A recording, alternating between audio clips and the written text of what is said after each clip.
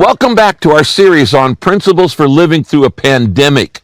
We're looking at a faith that works when life doesn't. And we've been going through the book of James now. This is part 12. So if you want to download the message notes from wherever you are, you can go along with us as we go into chapter 2. You know, today, our culture is literally overrun with fake products. Almost anything real can now be faked and purchased at a much cheaper price. You know, I fly through a lot of international airports around the world, and in many countries, you could buy a fake Rolex, $15,000 for only $100, and it looks identical to the real thing. And of course, today, you could improve your body with fake nails, fake hair, fake teeth, fake body parts, which will remain unmentioned, fake tanning, and then you can go out and you can eat a taco with fake meat and fake cheese, and you could put fake sugar in your coffee, and then you can wear fake designer clothes made out of fake leather and fake fur while you talk about fake news to your fake friends on social media with your fake identity. Now, there are some areas in life where fake works just fine, just as well as the real thing. But there is one area where you have to have the real thing. And it is this. You have to have real faith, not fake faith, or it doesn't work. In the Bible, in this book, there are over 6,000 promises of God that God has made to you. You need these promises to stay stable and strong and healthy during this pandemic. But to access those promises, you have to have a real, legitimate, genuine faith. Fake faith has no power to change your life. It has no power to save you. It has no power to answer your prayers. Fake faith has no power to transform you. And when life doesn't work, like in this COVID-19 pandemic, fake faith doesn't work either. So, in the book of James, we now come to the second half of chapter 2. And here we have a little essay written to help you know the difference between real faith and fake faith. Now, I want to guarantee this today. It's going to make a huge change in your life. This is going to be very, very helpful. It's real simple to understand, but it's real basic, knowing the difference between fake faith and real faith. Now, for instance, some of you have been wondering why your prayers have not been answered. Well, maybe the problem isn't your request, but it might be that you've been using fake faith. So today's passage in James chapter 2 is going to help you know the real difference between the real and the fake that has no power to help you. Now, let me read you James chapter 2, verses 14 down to about 20, okay? It says this: Dear brothers and sisters, what's the use of saying you have faith if you don't prove it by your actions? That kind of faith can't save anyone. Suppose you see your brother or sister who needs food or clothing, and you say to them, I wish you well. I feel for you. I hope you stay warm and eat well. But then you do nothing to meet their needs. What good does your sympathy do? It's worth nothing. In the same way, faith, if it is not accompanied by actions, doesn't work. It's dead and it's useless. Now, someone may argue, well, you know, some people can have faith while other people do good deeds. But I say, I can't see your faith if I don't see any good works in you. I don't see any good works to show for it. In contrast, I will show you my faith by my good deeds. Now you say, well, I believe there is a God. And I say, well, good for you. But even the demons believe that, and they are afraid. It's foolish not to realize that faith in God is useless if you don't do what God wants you to do. Now, after reading that passage that I just read, I'm sure some people think that James is contradicting Paul, who wrote some of the other books in the New Testament. But that's a misunderstanding. James and Paul don't contradict each other. Instead, they complement each other. And you can see way they complement on the outline on the chart that I put on your outline. Look at that chart. For instance, when Paul is writing, the emphasis of Paul is how to know I'm saved. How to know I'm saved. But the emphasis of James is how to show I'm saved. How to show I'm saved. Paul's focus, when he writes about this, he's focusing on the root of my salvation, which is internal and unseen. James is focusing on the fruit of my salvation, which is external and visible. It's two sides of the same coin. When Paul talks about, quote, works, he's talking about keeping Jewish laws in order to become a believer. He says you can't do that. They won't save you. Keeping Jewish laws. But when James uses the same term and he talks about works or good deeds, he's talking about living like Jesus because you already are a believer. So, what is real faith? Well, James first tells us four things that real faith is not. And then he gives us two examples of what real faith really is. Now, as we go through this today, you might use these points as a quiz for self-evaluation. Do I have these saving faith items in my life? First, James 2:14 says this, "Dear brothers and sisters, what's the use of saying you have faith if you don't prove it by your actions? That kind of faith can't save anybody." Now, I want you to circle, if you're taking notes, the word saying. What's the use of saying you have faith if you don't have any actions in your life? Here's the first thing he says real faith is not. Real faith, he says, is more than just words I say. Real faith is more than just the words I say. It's more than just a memorized prayer. You know, sometimes people pray, "Now I lay me down to sleep, I pray the Lord my soul to keep," etc., etc. And that doesn't mean you're a Christian. That doesn't mean you know the Lord. Doesn't mean you have faith. It's just something you say. Repeating something that I heard other people say doesn't mean that I have real faith. Claiming that I have real faith doesn't prove that I have real faith. Knowing all the religious lingo and all of the phrases, just because you say you have faith doesn't guarantee you've got it. You ever met anybody who sounded like a believer? I mean, they know all the right phrases, but their lifestyle is a 360 degrees or 180 degrees difference. Their lifestyle doesn't match their words. You know, studies have shown that in the United States, most people claim to be a Christian. Vast majority of Americans say, "I am a Christian," but they sure don't act like it. They don't act like it. And we saw outbursts of racism here just recently this week. That's not Christ-like when we treat other people with disrespect. And a lot of people live any old way they want to live. That's not faith. You know, today, we make a mistake, and we tend to label anybody who's a celebrity or anybody who's a sports star as a Christian if they just vaguely sound like a Christian. You know, somebody gets up at the Country Western Awards and they say, "I just want to thank the man upstairs." Well, who are they talking about? The producer? You know, that doesn't mean they're Christian. He's saying just because you say you have faith doesn't mean you've got it. Real faith is more than words. In Matthew chapter 7, verse 21, Jesus says this, "Not everyone who says that I am their Lord is going to enter the kingdom of heaven." Whoa. Not everyone who says that I'm their Lord is going to enter the kingdom of heaven. The only people, this is Jesus talking, the only people who will enter heaven are those who do what my Father in heaven wants them to do. It's not just what you say, it's what you do. You ever had a driver flip you off, and then as they drive by, they got a Christian bumper sticker on the back? You know, I could say, for instance, I could say or I could claim to be the best dancer in the whole world, but that wouldn't make it true. And the moment I started dancing, you'd know it was not true. Now, what value is phony faith? What value is fake faith? None. It has no value. It's worthless.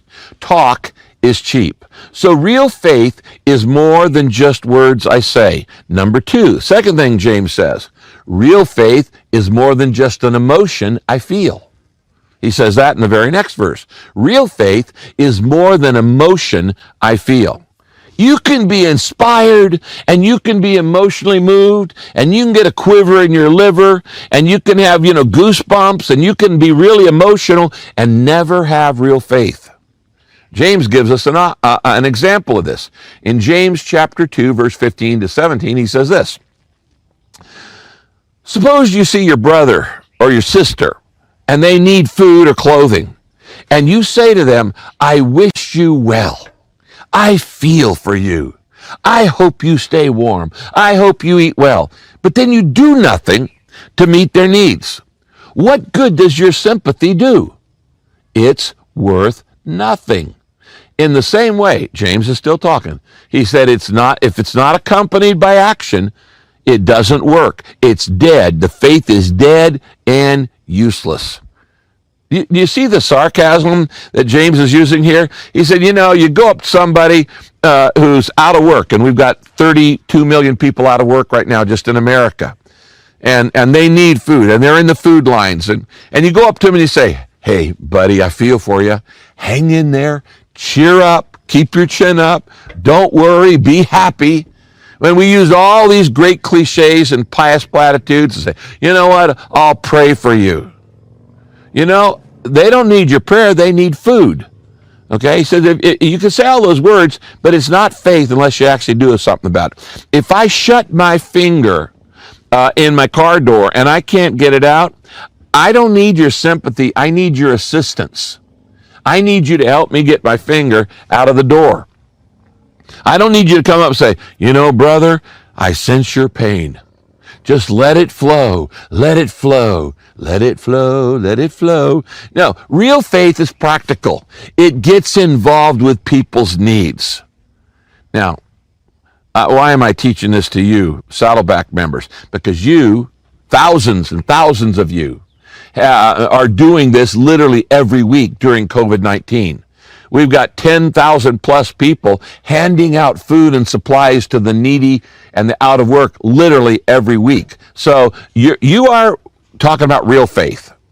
Just today, on just one day in one location, we fed 840 out of work families just today in one of our 897 pop-up food distributions. And just today, 256 people prayed to receive Jesus Christ. Just today, one food line.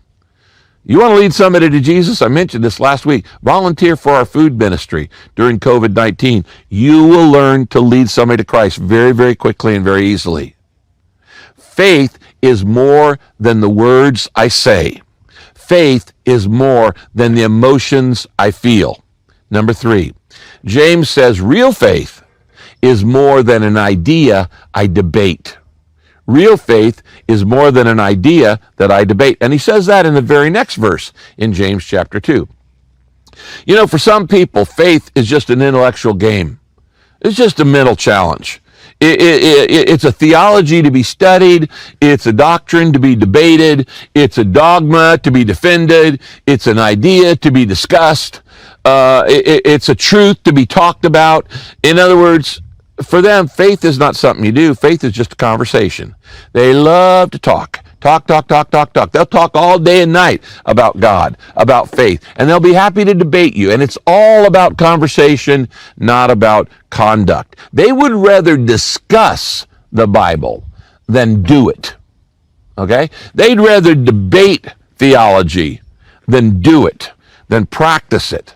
And in James chapter 2, verse 18, he imagines an intellectual objector, this third kind of fake faith. He says, now, verse 18, now someone may argue, isn't it possible that some people have good faith while other people do good deeds? And James says, but I say no. I can't see your real faith if you don't do anything, if you don't do any real deeds to show me. He says, in contrast, I can show you my faith by the good things I do. In other words, he's saying, hey, the guy goes, you're into doing good things. Well, I'm into discussing good things. I like to discuss it. I like to talk about the Bible. I don't want to practice it. I want to just discuss it. And that's cool. You say, that's cool. I don't want to get my hands dirty. I really don't want to do anything about my faith. I would rather just fight over it online. I don't want to obey God. I want to debate God. I'll discuss it all night, but don't ask me to make any commitment. That's fake faith number 3. Now, there's a key phrase in verse 18. And if you're taking notes, I want you to circle the phrase, show me. He says, how do I know you got real faith unless you show me? He says real faith is visible. It's apparent. You can see it. You show me. Here's the fact. Faith, like love, is odorless, it's colorless, it's weightless. You can't see it. So how do you know if somebody really has faith? James says, look at his lifestyle. Look at her lifestyle. I got to thinking the other day, on a diet, I realized that faith is really like calories. You can't see calories, but you can sure see the results of calories. Okay? You can't see calories. You're never going to see a calorie, but you could see the results. And that's what faith is. You can't see faith. It's odorless, but it's invisible, but it's got results. Some of you remember, if you're old enough, growing up, there was a classic movie called The Invisible Man. And in the movie, The Invisible Man, you only knew the guy was around if he moved things. He tips over a cup or he opens a door. And the point here I'm making is that real faith, you can't see it by itself, but real faith is expressed in visible ways. Some of you probably grew up in Missouri. And Missouri, is the show me state. It's on the license plate. And Missouri is a show me state. James is saying, I'm the show me man. Show me your faith, and then I'll know it's real. Don't tell it to me. Don't say it's an emotion, an ocean of emotion. Don't tell me it's words you say. It's something you do. He says, if you claim to be a Christian, James says, then I have the right to ask you to prove it. And the way you prove it is by your actions. Now, the truth is really this. Somebody as big as God cannot possibly come into your life without changing you visibly. It's impossible for somebody as big as God to come into your life and it not change you in a visible way. 2 Corinthians 5:17 says, therefore, if any man be in Christ, he's a new creature. The old has passed away, the new has come. Everything becomes new. Now, it doesn't become new in your life overnight, but it does become new in your life over time. And if I were to grab a 220 volt, wire of electricity, I would know it instantly. And you would too. And if just like when you've grabbed a hot wire of electricity, you know when God's come in your life because it changes you. Now here's the question. And I want you to really think about this. We're not persecuted right now in America for our faith. We're harassed, but not persecuted. But if you were arrested for being a Christian, would there be enough evidence to convict you?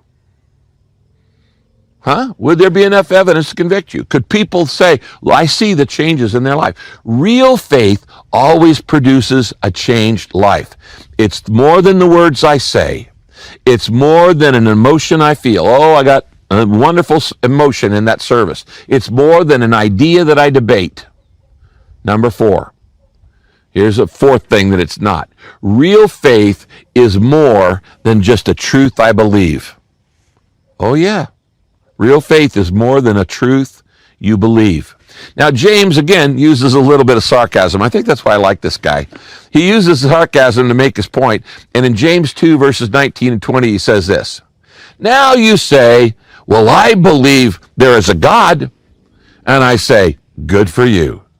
But even the demons believe that. And they're afraid. They tremble. They shudder. He said it's foolish not to realize that faith in God is useless if you don't do anything and don't do what he wants you to do. In other words, the guy comes and says he thinks he's going to make brownie points by boasting, well, I believe in God. Big deal. The devil believes in God. Do you know that? The devil's not an atheist. He's smarter than that. Even the devil believes in God, but you're not going to find him in heaven. And demons believe in God. You're not going to find him in heaven. Why? Because it's one thing to have head knowledge about God, believe in God. It's another thing to obey God, to love God, to trust God, to serve God. Maybe you didn't realize this. The devil's not an atheist. He's no fool. Let me be clear. Saying, I believe in God will not get you into heaven. Because even the devil says that. Of course he believes in God. He believes in Jesus. He knows Jesus is the Son of God. That's why he wanted to kill him. So what? It's not just something you believe and you have an intellectual knowledge of. So what is real faith? If it's not what I say, it's not what I feel, it's not what I believe, it's not all of these things that I want to argue about and I want to debate. James says, faith is something I do. Faith is something I do. Faith is active. It's not passive. Faith is a commitment. Faith is a choice. Faith is an action. Faith is something I do. James chapter 2, verse 26. He says, just as a body without a spirit doesn't breathe and is dead, so faith that doesn't do anything is just as dead. Have you noticed the word that James uses over and over in this section? There's a word, he used it in every single verse I read you. It's the word do. Let me read a few of you again. He says, if you do nothing, what good does your sympathy do? He says, what if you fail to do any real deeds? He says, I'll show you my faith by what I do. He says, faith in God is useless if you don't do what he wants you to do. And he says, faith that doesn't do anything is dead, and on and on and on. This is the point. He says it over and over and over. He said, get the message here. Faith shows up in my life, in my lifestyle. And if there's no change in my life, I don't have real faith. I got fake faith. 1 Corinthians chapter 16, verses 13 and 14 says this, and this is a good verse to remember in the pandemic. Stand firm in your faith. Stay brave, be strong, and do everything in love. I can't think of a better sentence for you to remember. Stand firm, be strong, do everything in love, stand firm in faith. That's what we should be doing during this pandemic. It's a great verse to remember. So let me just ask you, what are you doing these days to stand firm in your faith? What are you doing to take a stand for Jesus Christ? What are you doing to demonstrate your faith? Anything? Are you doing anything to demonstrate your faith in the middle of this pandemic? Now, James ends his little speech or essay on the difference between real faith and fake faith by giving us two actual examples of living by faith. And these two people were real people, but they were very, very different people. They were named Abraham and Rahab. These are the two people James chooses out of the Old Testament to demonstrate what real faith is. Abraham and Rahab. By the way, neither of them were Jews, which means they weren't a part of God's chosen people. Why? There weren't any Jews yet. There weren't any Jews until Abraham actually had faith. Abraham was born where modern Iraq is today. He wasn't born in Israel. He was born in modern day Iraq, in that empire, the Babylonian era. Now, Abraham had faith and Rahab had faith. Abraham was a man. Rahab was a woman. Abraham was a rich businessman. Rahab was a poor prostitute. She's a streetwalker. in the city of Jericho. Their lives were many years apart. Abraham's story is in the book of Genesis. And one day God comes to Abraham, who is not a God-fearing man. He's an idol worshiper in Ur of the Chaldees. And God comes and says, Abraham, I want you to leave your country, and I'm going to ask you to follow me to a new location, and I want you to move all your family and your flocks and your herds, and if you'll trust me on this, I'm going to make a great nation out of you if you'll demonstrate real faith in me. And he did. And Abraham became the father of faith and became the father of the Jewish nation. Now I want you to write this down. Abraham followed God without knowing where he was going. That's faith.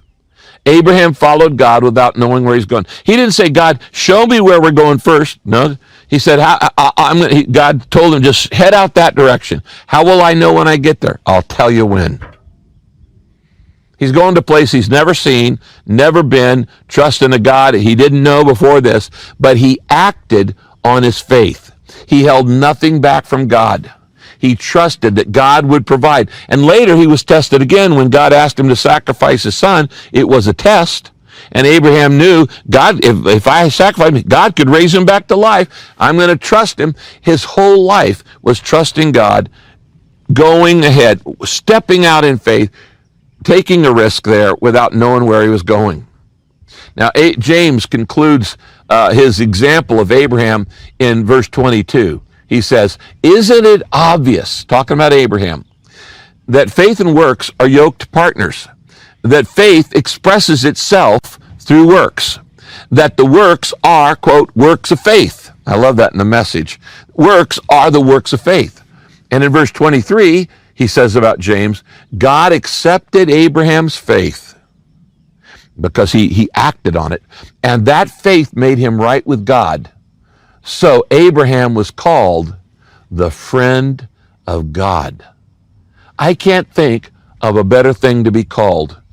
At the end of my life, I would like to be called the friend of God. At the end of your life, I would like for you to be called the friend of God. You know, there are some friends that don't matter, but if you're God's friend, that's going to matter for eternity. I would like for you to become a friend of God today.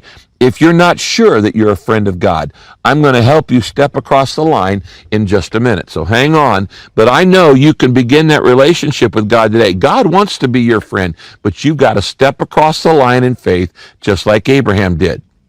Then James gives us the other story of Rahab. Now that story is in actually Joshua chapter 2. It's actually a spy story. Moses had led the children of Israel, the Israelis, out of Egypt after 400 years of bondage. And they're getting ready to go into this new territory that God says, I'm going to give you. This is the promised land. And Jericho is a giant, overwhelmed, highly fortified city. And in that city that was so scared of the Jews that were coming in and they were going to fight them, there was a woman named Rahab. She was a prostitute. She was a streetwalker. And you know what she did? She risked her life to save the spies that Joshua had sent into Jericho. And because she risked her life in order to save God's people, God put her in the genealogy of Jesus. Do you know that in Matthew, in the New Testament, it lists all the people who, it says the father begat this father, and he had this father. He had 4 women are mentioned. One of them is Rahab. She wasn't even Jewish, and she was a prostitute. But her faith was more important than her background. And God said, that's good enough. And she became one in the lineage of the Messiah. I don't care what your background is. God can use your life for good if you'll be like Rahab. And if you'll step out in faith.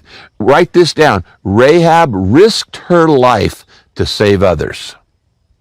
Rahab risked her life to save others. What's she doing? She's showing faith in action. That's faith. Our faith is demonstrated by what we do. I'll never forget an old story that I heard as a young man about the famous tightrope walker, George Blondin. Way, way back. I think it was in the 1920s that Blondin did this. Blondin was world famous for walking on tightropes in very famous places. And one day he decided, and he announced, that he was going to walk across Niagara Falls on a tightrope. And thousands of people showed up on both sides, the Canadian side, the American side, to watch this world-famous tightrope walker walk across Niagara Falls. So he gets up to the edge, and he walks slowly across Niagara Falls, and when he makes it to the other side, the crowd went crazy. And they're jumping up, down, they're shouting and hooping and hollering, and Blondin just raised his hand and said, "Wait a minute, I'm going to do it again." And he turned around, and he walks all the way back. When he gets back on the other side, the crowd goes crazy again. They're going, "This is great. This is the greatest act we've ever seen." He raised his hand and said, "Wait a minute, I'm going to do it again." And he said, "But this time, I'm going to push a wheelbarrow across." So he gets a wheelbarrow, and he starts pushing it across Niagara Falls on this true story, on this tightrope. He gets out in the middle, he shakes it a little bit, and everybody goes, "Whoa!" But he's in control. He gets it over to the other side, and when he lands it on the other side, the people go crazy. And a man walks up to Blondin, and he goes, "Mr. Blondin, that's the greatest performance I've ever seen. I believe you could do it 100 times. I believe you could do it the rest of your life. I don't think you'd ever fail. I believe in you." And Blondin looked at him and said, "So you really believe in me, huh?" "Yeah." "Oh, man, I got faith in you. I know you could do it. I think you could do it 100 times. Blondin just turned around, dumped out the wheelbarrow, and said, "Okay, buddy, get in the wheelbarrow." That's the test of faith. That's the test of faith. Will you get in the wheelbarrow? It's one thing to say it. It's one thing to feel it. It's one thing to debate it. None of those things are real faith. It's one thing to claim you believe it. But will you get in the wheelbarrow? Our behavior shows what we really believe. Now, I want you to take this message, and I want you to think about what the Bible says in 2 Corinthians 13, verse 5. Examine yourselves to see whether you are really in the faith. Test yourselves. Maybe you've been a fake Christian. Maybe you've been a fake faith person. You've had a phony faith. You've talked the talk, but you haven't got in the wheelbarrow. There's nothing in your life that shows you're really a Christian. You're just like everybody else who's a non-believer. Have you stepped across the line? If so, it ought to show up in your life. And it ought to show up during this pandemic. Now, let me make it really clear. Works don't save you. They can't save you. You can't work your way to heaven. You can't earn your way to heaven. They are not the root of your salvation. They are the fruit. They show you are a Christian. They don't make you a Christian. They show it. Ephesians 2, verse 8 and 9 says this. It is by grace you have been saved through faith.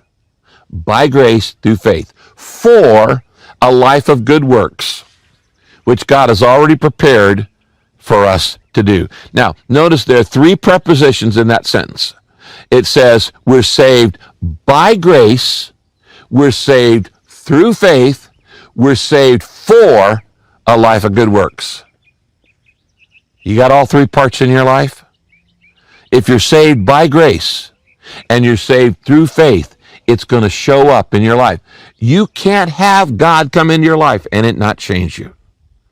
Now, the order is important. By grace, through faith, for a lifetime of good works. And God has planned your life to make a difference. Now, I want to close with just a couple questions in light of what James has just said. Here's the question, first question. You need to ask yourself, am I really a Christian after all? Have I really put my faith in Christ? How do you know? How do you know that? I just said a few words. Did it change your life? What changes can you point to in your life? What changes can I point to in my life? Is my lifestyle any different from unbelievers?